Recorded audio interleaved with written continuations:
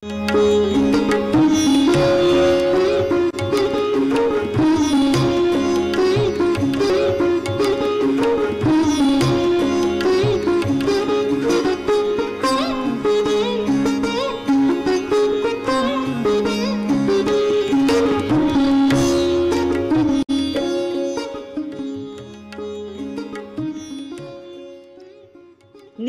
अहमद बशीर, अफसाना निगार, सफरनामा निगार, खाका निगार और मुहक्किक नीलम अहमद बशीर 17 जनवरी सन 1950 को मुल्तान में पैदा हुई।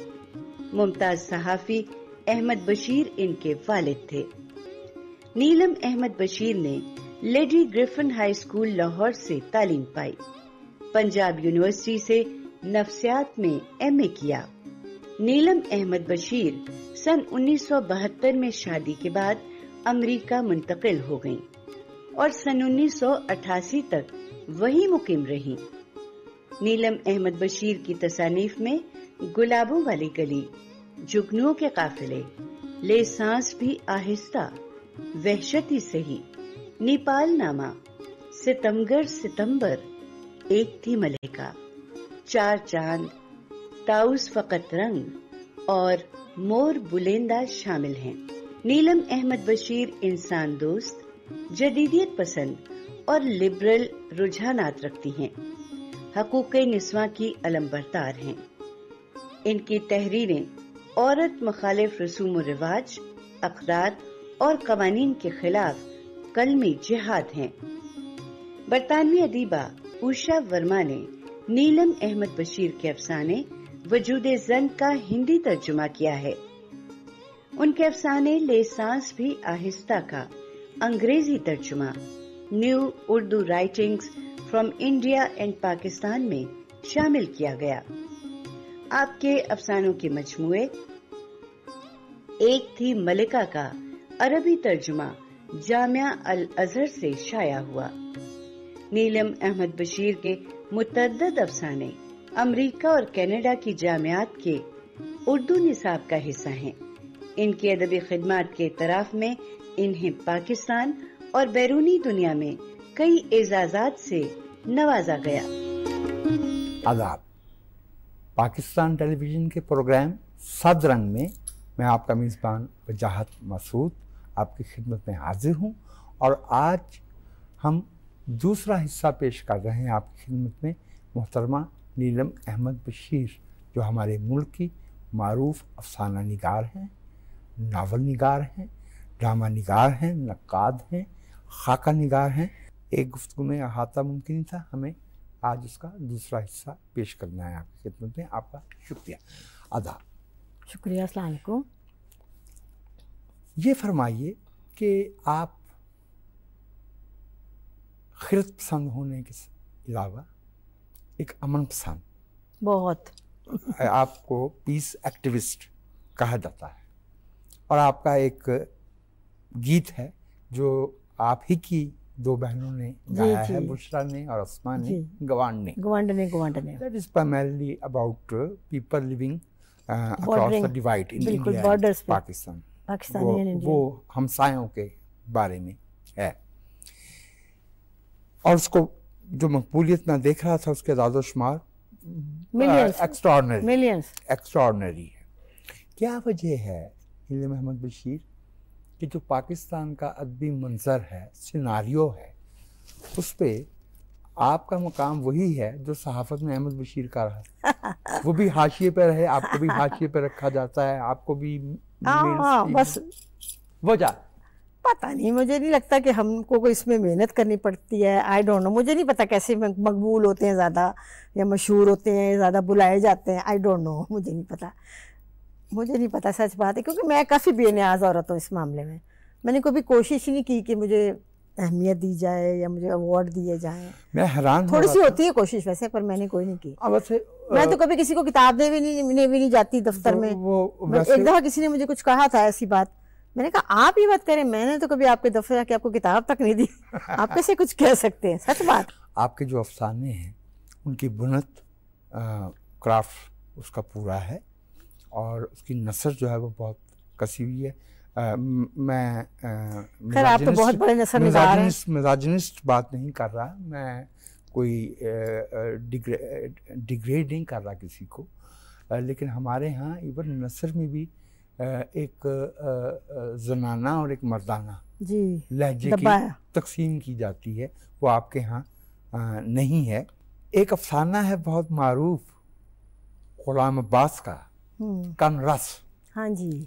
अच्छा, अब उस अफसाने का खुलासा क्या बयान करना इतने बड़े लिखने वाले का। गुलाम अब्बास हमारे दर्जावल के फिक्शन राइटर्स में से एक। तो 2 लाइनों में उसका खुलासा ये है कि घर का जो सरबराह है वो मौसीकी में दिलचस्पी रखता है, तो जो मोहल्ले वाले हैं वो उससे तंग है। नाला। अच्छा, आपके घर में आपके वालिद, अगर मैं गलती नहीं करता तो उन्होंने मौसीकी का ज्ञान आपके मामू से, अपने मामू से, वो भी अमृतसर में, हाँ वो खास सभी थे, उन्होंने शौकीन सीखा हुआ थे, था, सारा शौकीन था, टब्बर शौकीन सीखा हुआ था। आपकी वालदा को मौसीकी सिखाई गई, बहनों को।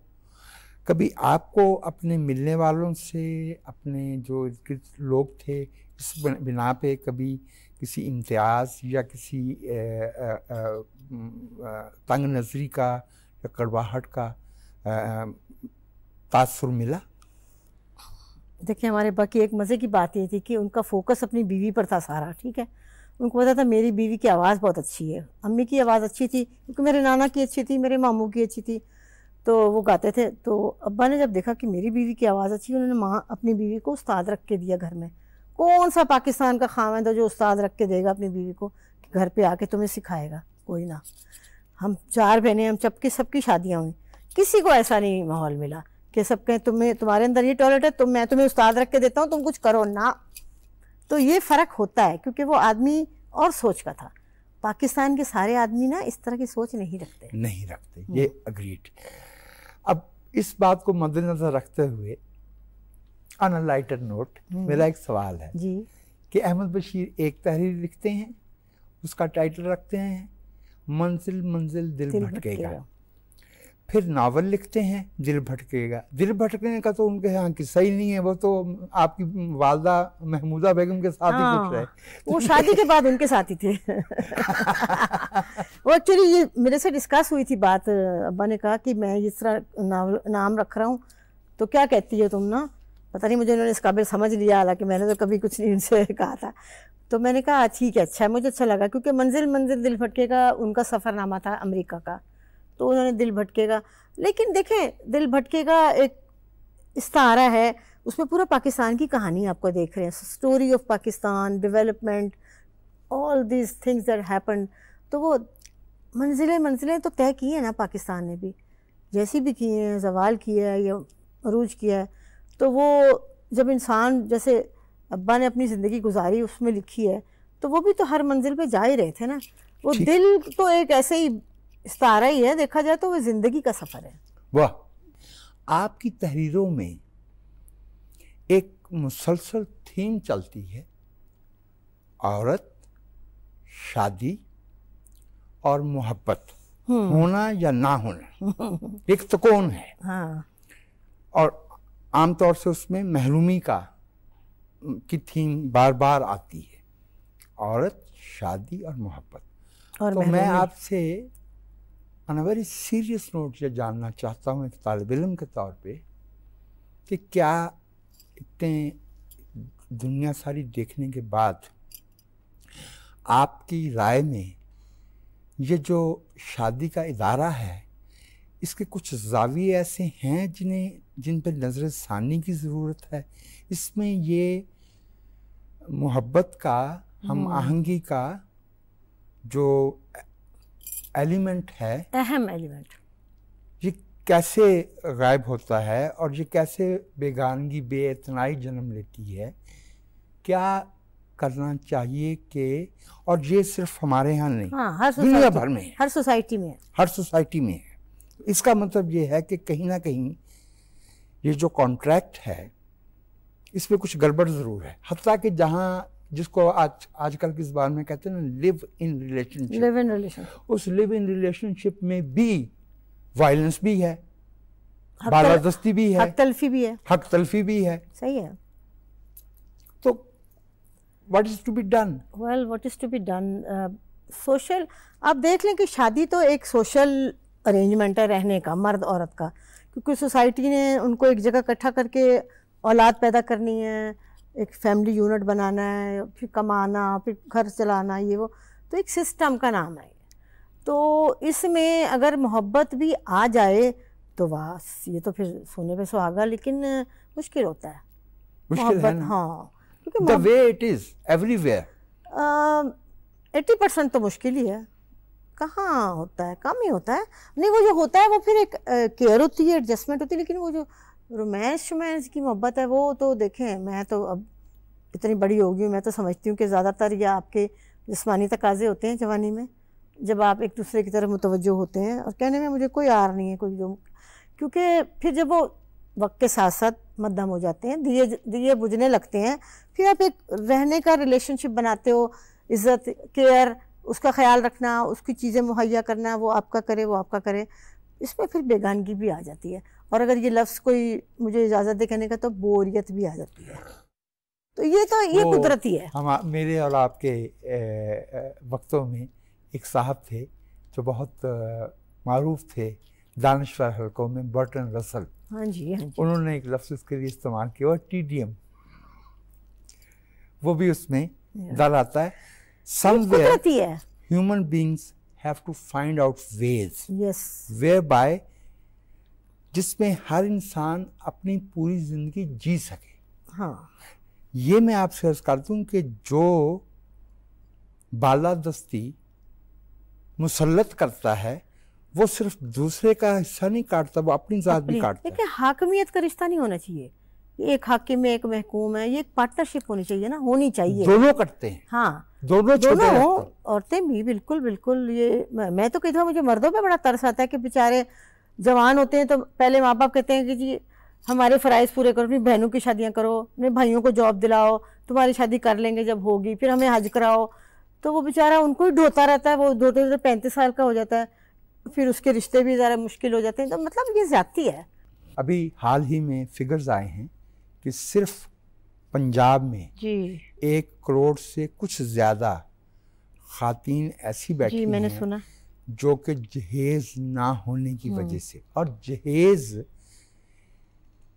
उन चीज़ों में से एक है which can be done away with, इसकी कोई, इसका शादी की खुशी से या कामयाबी से या नाकामी से कोई ताल्लुक नहीं, होना भी नहीं चाहिए, है ही नहीं। आप करोड़ों रुपए खर्च करके जो है वो, देखिए जहेज क्या है, बस वही बात है कि मटेरियल कंफर्ट्स लेने के लिए लोग करते हैं कि हमें मुफ्त में मिल जाएं, लड़की के घर से आ जाएं। क्यों आए? एक लड़की पली पलाई दे दी, वो कम है क्या? पाल पोस के जवान करके आपको एक पकड़ा दी जो सारी आपकी ज़िंदगी चलाएगी। Why you want more? वैसे मैं आपसे अर्ज करूं कि अगर बच्चियां भी और बच्चे भी अगर अपने तौर पे ये डिसीजन लें, हाँ, कि ये जहेज, लड़कों को चाहिए ना, उस वक्त वो चुप कर जाते हैं, अम्मी अबू जब मांगते हैं चीज़ें, लड़कों को चाहिए नहीं, लेकिन अम्मी अबू अगर मांग रहे हैं तो अपने लिए कोई और बंदोबस्त कर लें ना। हाँ, तो मैं यही तो कह रही हूँ, लड़कों को बोलना चाहिए, लड़कों को बोलना, ये उनकी जिम्मेदारी ज़्यादा बनती है। हमारे अब्बा ने एक बेटा है उनका, जब शादी की थी तो कहते थे कि हमें कुछ नहीं चाहिए, और वाकई कुछ नहीं लिया। ये एक सादा सी भाई बात है। आप एक इंसान ले रहे हो, उनका पला पलाया, आपकी ज़िंदगी आगे बढ़ाने के, तो आप साथ गाड़ी भी मांग रहे हो, मोटरसाइकिल भी मांग रहे हो, सोफे भी मांगी, क्या है ये? और उसमें फिर ये तो बड़ी घटिया बात है। उसमें से बेशतर चीज़ें बेकार हैं, और अगर वो इतने ही उनके पास पैसे उनके फुजक रहे हैं, उनके पास बहुत दौलत है, तो वो जो नौजवान जोड़ा है उनको मुआशी तौर पे कुछ बेहतर कर दे। जहेज तो उनको मुआशी तौर पे अभी देखिए, मैं नहीं क्योंकि अमेरिका में होती हूँ, मैंने वहाँ पे देखा कुछ, अब मेरे सारे बच्चों के जवान हो गए, लोगों के दोस्त, उन्होंने जो यंग कपल शादियाँ कर रहे हैं ना, एक तो शादी बहुत कम कर रहे हैं वहाँ, पाकिस्तानियों की बात कर रही हूँ मैं, नहीं कर रहे हैं, खैर जो कर रहे हैं, बच्चों ने कहा है कि आप हमें ये चीज़ें वीज़ें नहीं चाहिए ना, दावतें चाहिए लंबी चौड़ा, में पैसा दें, हम घर खरीदेंगे मिलके, yes, put your money in the house investment, तो यहाँ रहें। तो ये जो दिखावा है ना, ये शो ऑफ, ये बहुत गलत है। इसका रुझान जो है इसको तोड़ना चाहिए किसी ने। हमारी सियासी क़यादत को भी जो लोग हमारे यहाँ समाजी तौर पे बेहतर रुतबा रखते हैं उन्हें इसकी एग्जाम्पल कायम करनी चाहिए। मैंने महसूस किया कि हमारे जो नौजवान नस्ल है मुख्तलिफ लफ्ज़ों का सही मफहूम नहीं जानते हैं, पता ही नहीं उनको, और तासुर है।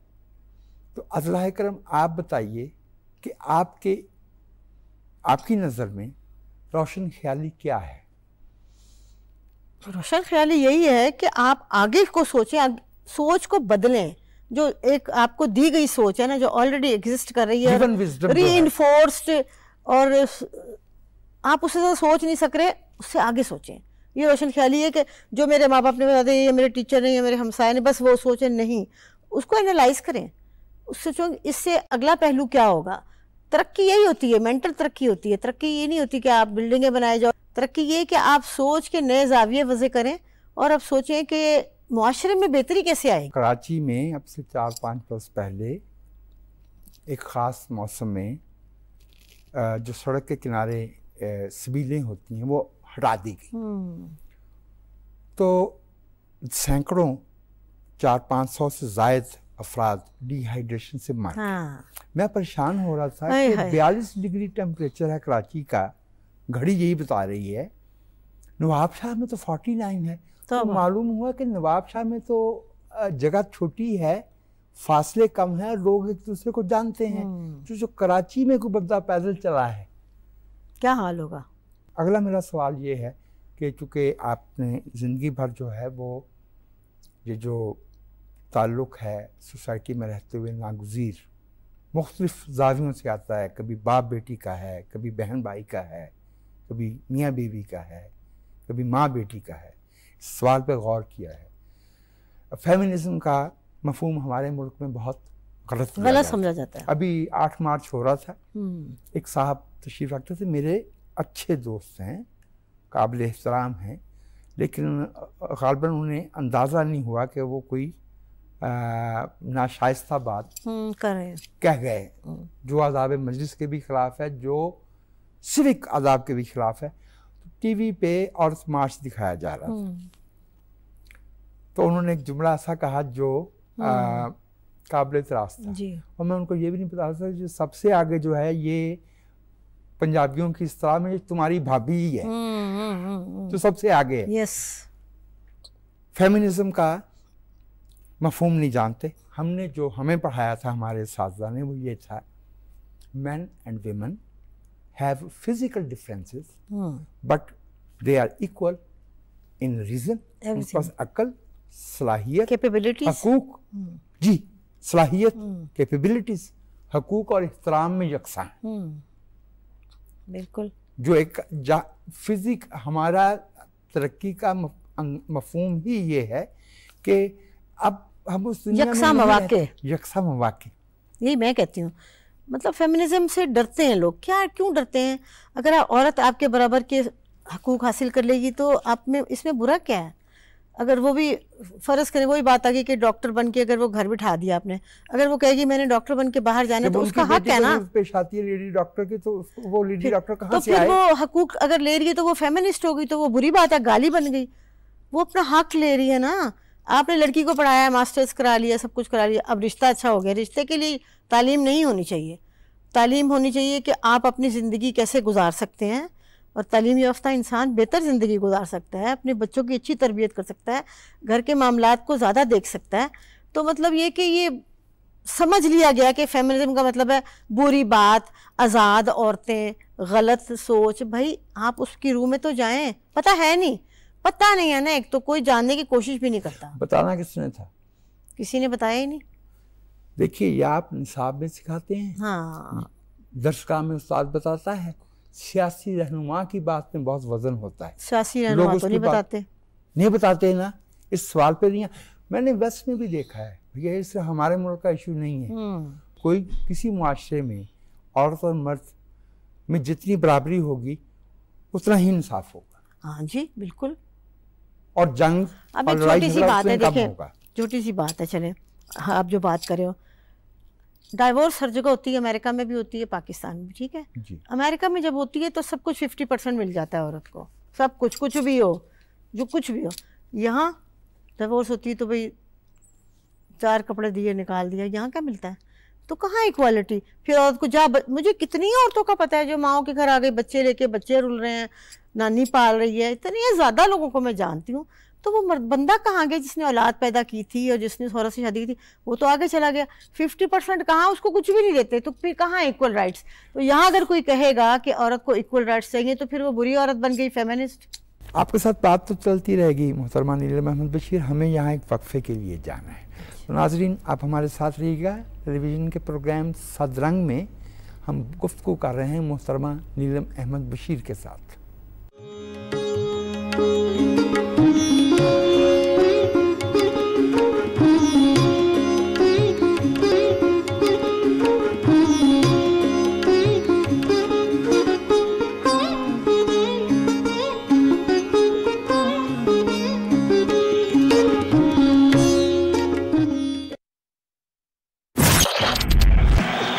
Short ball, quick ball, might be out, is out!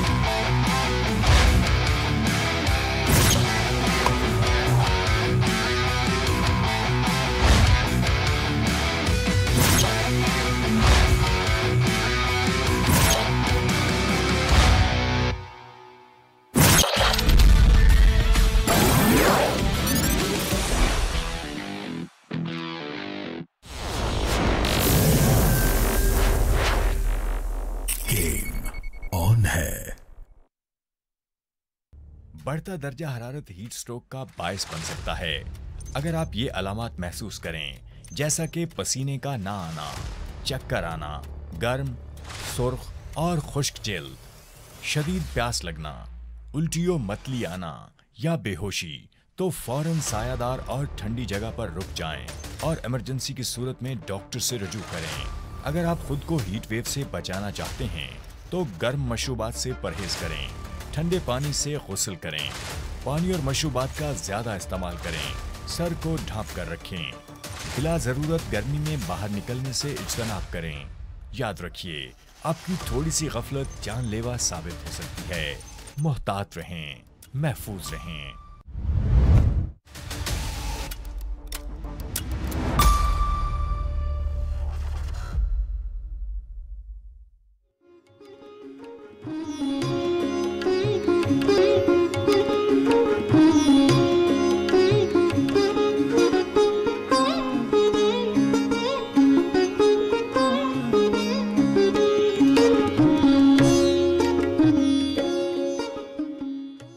Pakistan television के प्रोग्राम सदरंग में मैं आपको फिर से खुशामदीद कहता हूं और हम गुफ्तगू कर रहे हैं अपने मुल्क की सफ़े अव्वल की अफसाना निगार, खाका निगार, नावल निगार मोहतरमा नीलम अहमद बशीर के साथ।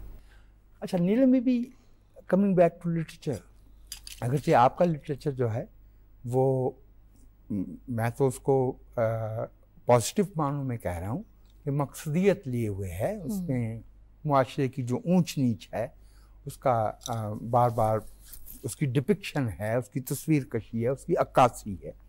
और आपके 6 अफसानों के मजमूए हैं, एक नावल पंजाबी का है जो कि अंग्रेज़ी में भी कम से कम गुरमुखी में तो हाँ हो चुका, उसकी एक नावल उर्दू का है, खाकों की किताब है, स्क्रीन पे आपने लिखे हैं। आपको क्या एहसास हुआ कि क्या हमारे मुल्क में अदब पढ़ने वाले ख़ातीन अदीबों के अदब को भी उतनी ही संजीदगी से पढ़ते हैं जिस संजीदगी से वो इंतज़ार हुसैन साहब को, नैयर मसूद साहब को, असल मोहम्मद ख़ान साहब को, मंशा जात को पढ़ते हैं? देखें, हर लिखने वाला औरत है या मर्द, उसका एक अपना अंदाज़, उसके मौज़ूआत अलग हैं और उसकी अपनी फ़िक्र है, तर्ज़ फ़िक्र है। तो ज़रूरी नहीं कि अगर मुझे इंतज़ार पसंद है तो किसी को मैं भी पसंद होंगी, ज़रूरी नहीं है। हाँ, हो सकता है कि किसी को मैं अपील कर जाऊँ, किसी को सलमा अपील करें, सलमा अवान। हाँ सलमा अवान। तो अच्छा मतलब ये कि लेकिन मेरा ख्याल, अच्छा वैसे मेरा भी यही ख्याल था कि किताबें तो को पढ़ता नहीं है वो, लेकिन कई दफ़ा मैं बड़ी हैरान होती हूँ कि लोगों ने किताबें पढ़ी, मुझे रुक के कहते हैं हमने ये मैंने कहा अच्छा किताबें पढ़ता भी है कोई, हालांकि पब्लिशर भी ये कहते हैं कि वो किताब तो बिकती नहीं, आपको पता ही है, लेकिन किताब बिकती है। उनके फेयर पे जाके देख लें, जो बुक फेयर्स होते हैं, कैसे लोग किताबें ले रहे होते हैं, और उनकी बिल्डिंगें भी बड़ी अच्छी बन चुकी हैं पहले से, लेकिन वो हमें ये कहते हैं कि किताब तो बिकती नहीं है। उनकी बिल्डिंगें बन जाएं, हमें हम तो खुश होंगे हमारी किताब को पढ़े। लेकिन मैं ये आपसे अर्ज करूं कि लिखा हुआ लफ्ज़ जो है, ये जो मैं और आप यहाँ बैठे हैं, इसके पीछे रशीद जहां है, और भी इसके पीछे इसमें चुगताई है, इसके पीछे मंटो बैठा है, इसके पीछे किशन चंद्र बैठा, बहुत पीछे चले जाए मोहम्मद अली रज़ौलवी बैठे हैं, शुरू करने वाले सब, अली अब्बास हुसैनी बैठे हैं। लिखा हुआ लफ्ज़ जो है वो मुआशरे पे अपना असर डालता है। हम उन लोगों में से नहीं जो ये कहें कि इसको एडिट कर दो, इसको ये गलत है। अदब में गलत और सही नहीं होता, लेकिन तनकीद काहे के लिए, इसीलिए है ना। कुछ लिखने वाले हैं जिनके लिखे से मुझे इत्तेफाक नहीं है, तो मैं तनकीद लिख के ठीक है उसका जवाब दूंगा। ये फरमाइए नीलम के आपकी और मेरी जो हमारा जो वक्त था वो ज़ाहिर है 70 का 80 की दिहाई में था जी। अब हम काफ़ी आगे आ गए हैं, ऐसी नस्ल पैदा हुई है जिसके गैजेट्स डिफरेंट हैं, जिनकी दुनिया दिलचस्पियाँ और हैं, दिलचस्पियाँ, रसाई उनकी कनेक्टिविटी डिफरेंट, उनको ज़्यादा वो काबिल हैं हमसे इस मामले में, हमसे ज़्यादा बासलाहियत है, हमसे ज़्यादा ज़हीन है। उसके बावजूद एक चीज़ जो आपके पास है वो ये है कि आपने पिछली सदी भी देख रखी और इस सदी के भी रुबा सदी देख रहे हैं। तो अगर आपको किसी नौजवान लड़के या किसी नौजवान लड़की को अपने तजुर्बात की रोशनी में 2 या 3 निकात बयान करना हो तो आप क्या कहना चाहेंगी? एक थोड़ा सा पीछे जाऊंगी, आपने भी एक बात की थी, उसका जवाब पूरी तरह नहीं मैं दे सकी। वो ये था कि जो हमारी लिखने की ही बात करती हूँ मैं, अफसाना निगारी है जो भी है, उसमें मैं ये कहती हूँ, पहले भी कह चुकी हूँ कि मर्द लिखने वालों को बरतर समझा जाता है और उनको फ़ौक़ियत दी जाती है बनिस्बत औरतों के। कुछ भी आप लिख लें वो आपको उस लेवल पर नहीं आने देते, ठट्ठा उड़ाते हैं। बल्कि कई दफ़ा मैंने ये चीज़ एड्रेस भी की है, मैंने कहा कि आप लोग ने मतलब पढ़ा तक तो कुछ होता नहीं है, वो जी कुछ नहीं लिखा जा रहा, औरतें क्या लिख रही हैं, आप पढ़ तो लें, जिसने कुछ पढ़ा ही नहीं है।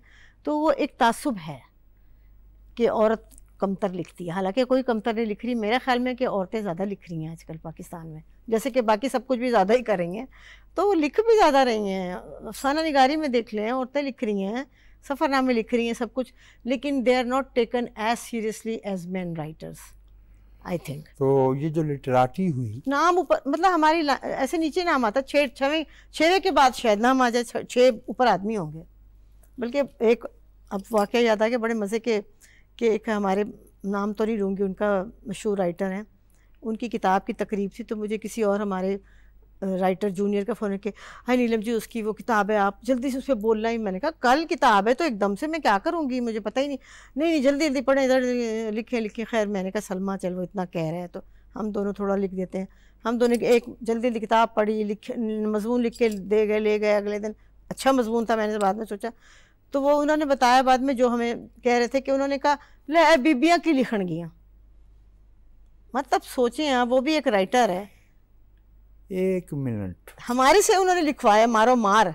यूरोप में होमर और सैफो एक ही ज़माने के, कालिदास और मीराबाई का एक ही ज़माना बनता है, और इस ज़मीन ने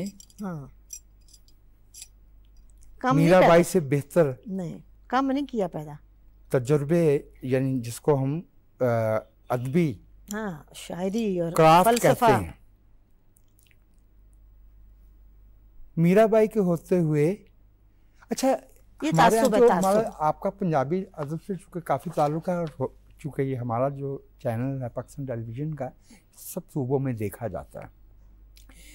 हमारी जितनी लोक दास्तानें हैं उनमें फीमेल कैरेक्टर जो है वो स्ट्रॉन्ग है। बिल्कुल हैं, बिल्कुल हैं।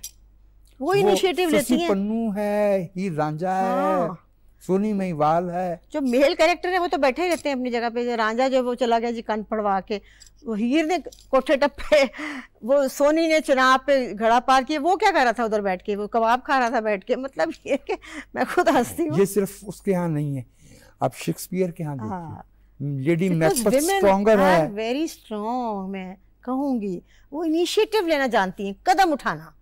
मर्द कदम नहीं उठाते, वो वेट करते हैं कि ये उठाएगी तो हम पीछे पीछे चलेंगे। आपका शोभा नहीं है, लेकिन आप इससे कई हवालों से जुड़ी हुई बहरहाल हैं।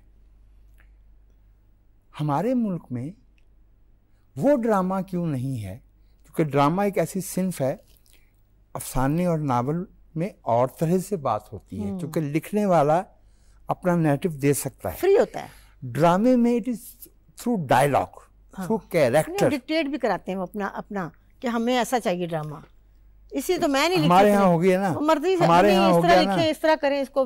हमारे यहाँ वो ड्रामा क्यों नहीं लिखा जाता जो मुआशरे के बुनियादी तज़ादात को वाज़ेह करे? वो कैपिटल, वो कमर्शियल ही ना होता। उन्होंने तो बेचना है ड्रामा, पैसे कमाने हैं। उनको आर्ट की खिदमत थोड़ी करनी है, ना मेंटल फिर आपको देनी है कोई वो insight. No, they just want to make money. Commercial होने का मतलब ये नहीं है कि हम आर्ट से की तरफ से गैर संजीदा रवैया अख्तियार करें। हमने ट्रेन नहीं किया अपने लोगों को अच्छी चीज़ें देखने का, उनको दिए नहीं अच्छी चीज़ें, वो दिमाग ही नहीं खुले, वहीं के वहीं फिर वो उसी दायरे में घूम रहे हैं सब लोग। दायरे से कब निकलेंगे बाहर? देखिए, ये जो मेरा सवाल है आपसे, जो लिखने वाला है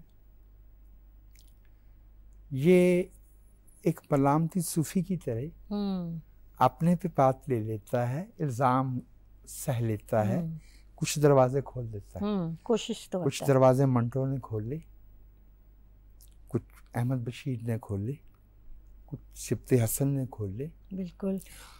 लिखना बजाते खुद एक रोशन ख्याली।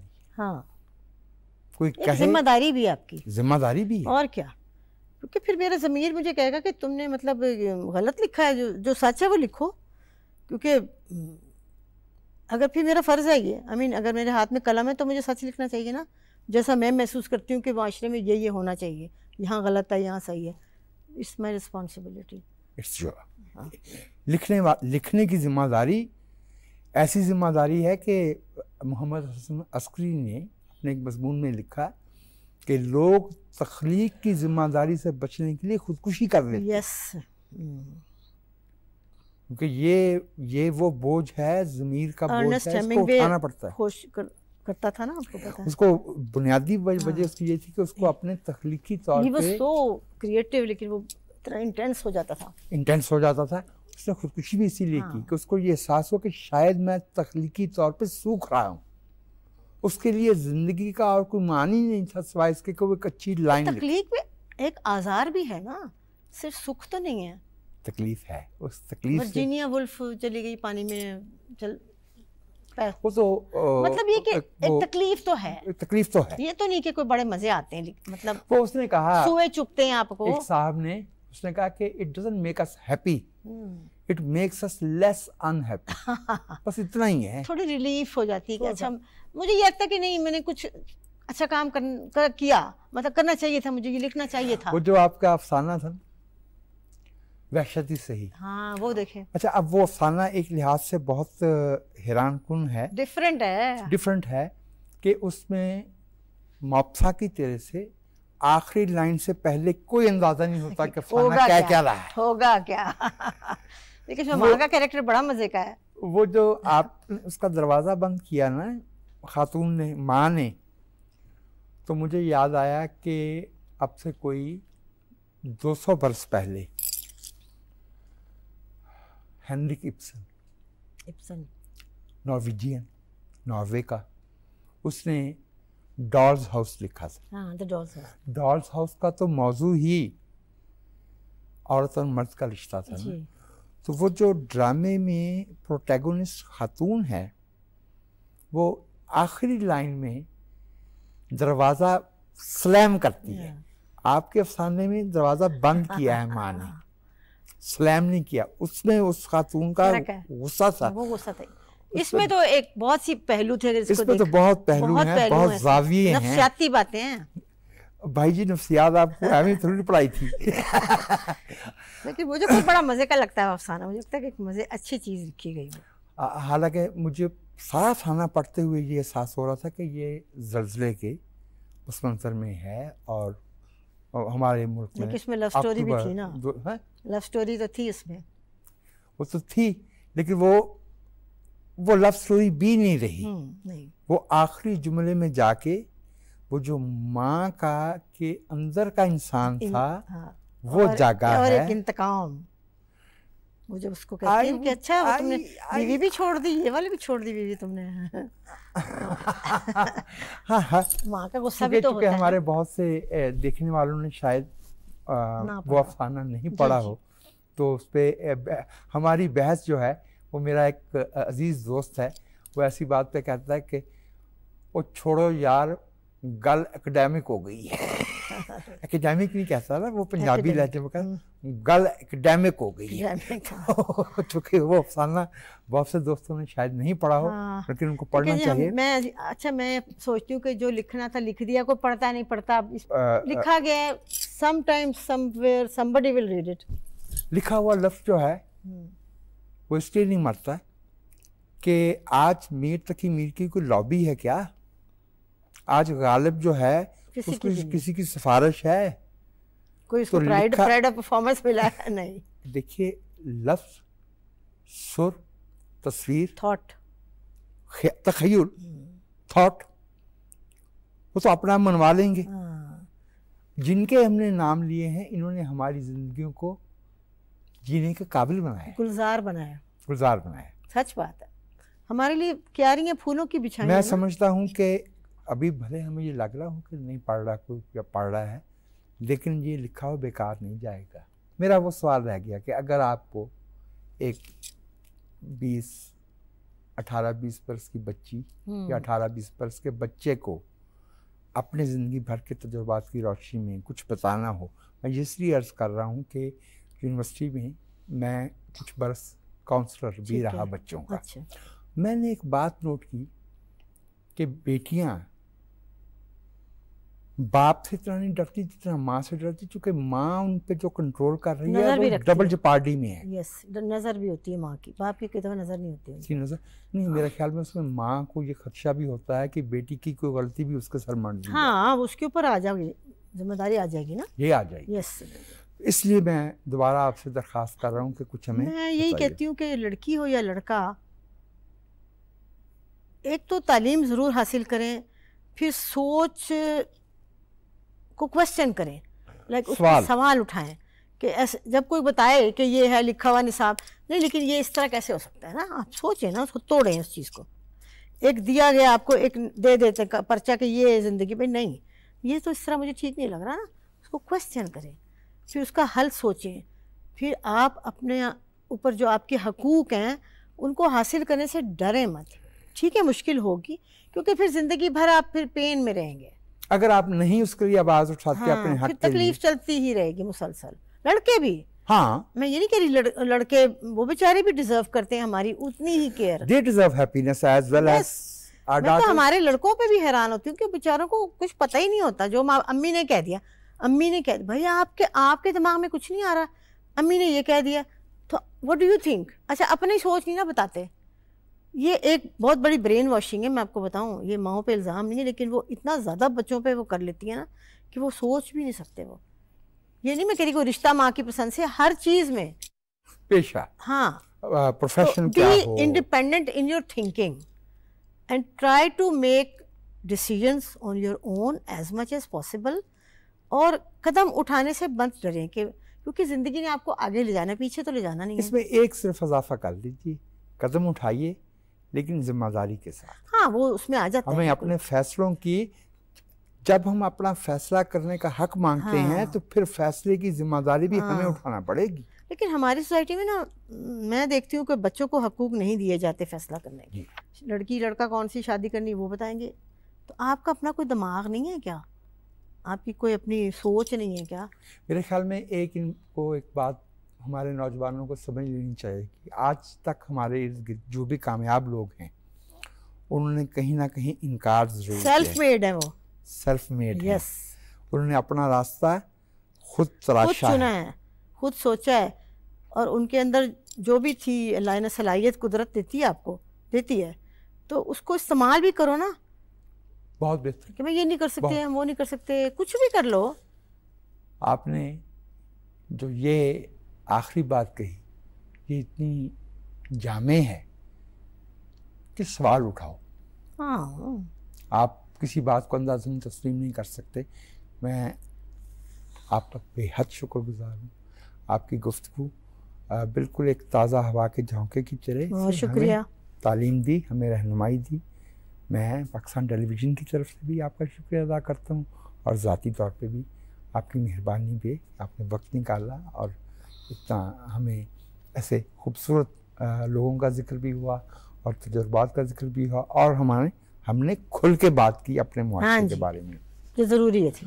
नाजरीन, मोहतरमा नीलम अहमद बशीर के साथ पाकिस्तान टेलीविज़न के प्रोग्राम सदरंग में हमारी गुफ्तगू। आप हमें अपना फीडबैक दीजिएगा पाकिस्तान टेलीविज़न के नाम। हम आइंदा हफ्ते इसी तरह से किसी मुसव्विर, किसी मौसीकार, किसी अदीब, किसी उस्ताद के साथ आपकी मुलाकात करवाएंगे। तब तक सलामत रहिए। आदाब।